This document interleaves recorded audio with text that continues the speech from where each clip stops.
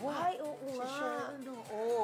Ako, Oh. hindi ako naging fan ng Sharon at Gabby, pero nakita ko at nasubaybayan ko yung kanilang love team. Correct, ako rin. Successful talaga. Ako, nung kabataan namin yan, Ron, ikaw 90s. Yes. Nung kabataan namin, sikat na sikat ng Gabby Sharon, Maricel Williams, Albert Istoki, sila Janice magkakalaban. Aga. Janice Pero ito, Aga. bakit Sila hindi sikat na comeback sikat. movie, no? Concert talaga Oh, yung... actually, dapat comeback movie. Oo. Ang tanong, kikita kayo. Pero ako sa tingin ko, kikita. Pero itong concert na to, alam mo, mabuti ka, nagkabati sila. Pero dati, talagang Nagkatampuhan, magkaaway sila, nagkatampo kasi ayaw gumawa ng movie ni Gabby kay Sharon with Sharon. Dati kasi gusto din Sharon gumawa ulit ng movie with Gabby. Hindi na to, kaya tampu-tampong pururot si Sharon, ang megastar. Di ba? Yeah. Pero ngayon, concert. Pero sa tingin ko, kikita pa rin yung concert.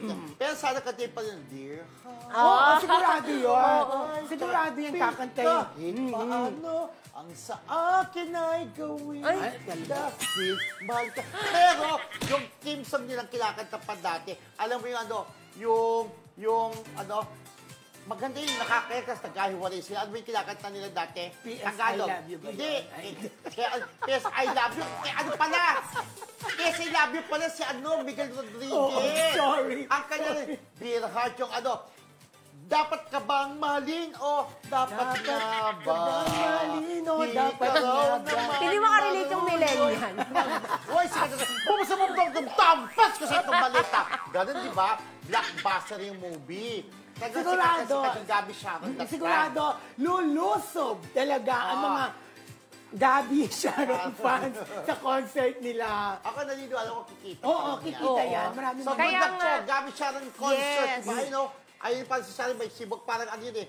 Ayun nga, sa isang IG post, may patinhawa. pa-teaser, di ba? Ayan yung pa-teaser dun sa nasabing event na gagawin daw sa SM MOA Arena sa Yep. October 27, 2023. At sana nga raw, confirm at matuloy talaga to dahil ang daming kilig na kilig pa rin Correct. na manonood ng Sharon Gabby Pero concert. tama ka, ako mas gusto ko, movie muna sana Oo, dapat no? eh. Oo, baka kasi hindi, kasi ang movie kasi, medyo maraming shooting day. Maraming Ito, madaling gawin eh. Ito, konting kata-kata, pagtisa, di ba? May For rehearsal sure, din hanggang naman. ngayon marami pa rin mga tagahanga yung Gabby Sharon at lulusob sila dyan. Kapatid ko, Sharon yan eh. Si Rosel, hey Rosel, and Benita, happy birthday Ikaw, kanina. manonood ka to. Manonood ako kasi kapanahonan ko yun eh. Pero kung Maricel Williams, So, bibili ka ng ticket. yun lang.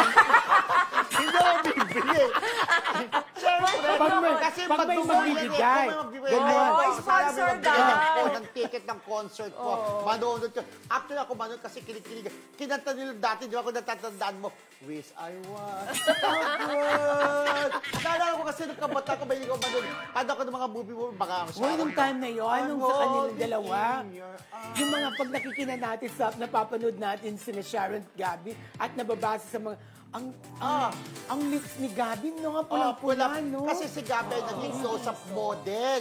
Pula-pula yung lips, Pulang-pula ang pula-pula. lips. Di ba sana pag Nung pula-pula time na yun. Pula-pulaan din, di ba? Alam mo na. Ngayon parang di na masyadong Skin pula. pula-pulahan. Bakit kaya hindi na pula Eh, baka ngayon? naman yung syempre, garilyo. Bakit hindi na Oo. masyadong Pero pula? ito, may blind item ako. Dati may isang, not actor ngayon. Dati kaya pula-pula ng lips. Naglalagay. Alam niyo, yung pula-pula ng candy, bawal banggitin eh, di ba, promo? Yung apat na letra. Pwede na rin Yun naman ang gamit gambanggitin, yun. no? Alam ko Lips. yun. Yung lips, naglalagay doon dito para pula-pula. okay, yung Ay, candy. mapula-pula yung lips niya. Oo. Mapula-pula ang hasang. Di ba yung isda naman yun? Iba na pag pula ng hasang. Oo.